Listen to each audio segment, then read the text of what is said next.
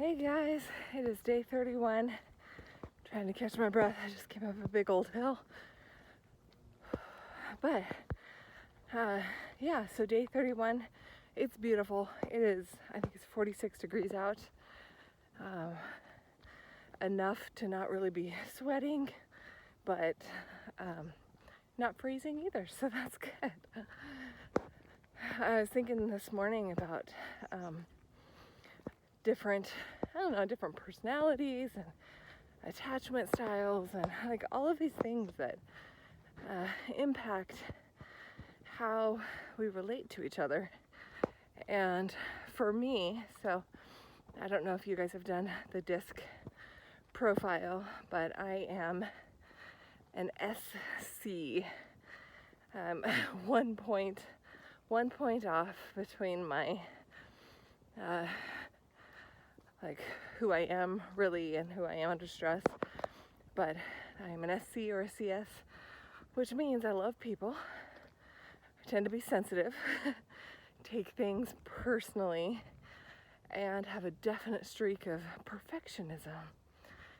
And thinking about just how that affects my relationships and my ability to communicate, it's super interesting.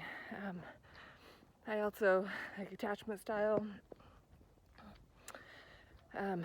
That is really affected by how you're raised. So the goal would be to have a secure attachment style. I've met very few people that actually have that. I don't know if you're out there, give me a shout out. I'd love to know. But I am an avoidant, which really means I downplay my feelings, my emotions, downplay my successes, and avoid conflict. So it's interesting, you put those things together. So my streak of perfectionism, along with an avoidant personality, and when I'm stressed and in, high conflict times or whatever, just stressful situations, because I care about people, as an S, I value perfectionism and correctness as a C, and I tend to be avoidant when it comes to conflict. Times of stress bring out this part of me that I really don't like. It's super unpleasant for me and the people that I'm around. So because I care about people, I don't necessarily put my expectations on them. Sometimes I do, probably more so on my husband than anybody else. I actually go inward. I think I've shared this with you guys before. I am a self-condemner. Because I care about people, I don't want to actually put the blame on them, so I take the blame on myself in unhealthy amounts. That's actually caused a lot of problems for me in my life, and I've had to do some serious work on boundaries and codependency and things like that. But I have super high expectations of myself. I really do expect perfection. I get value out of doing a really good job and being avoidant. As an attachment style, I tend to not want to talk about things that I need to talk about. So not actually embrace conflict as a healthy thing and run away from it.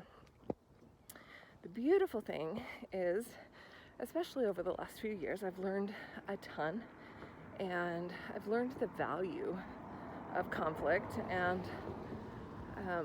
I really discovered that I cannot carry the weight of all of my own expectations because my expectations are really high.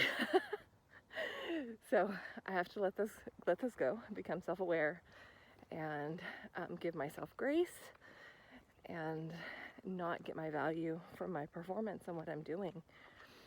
So I would really encourage you. There's lots of like free tests and stuff like that that you can do for attachment styles.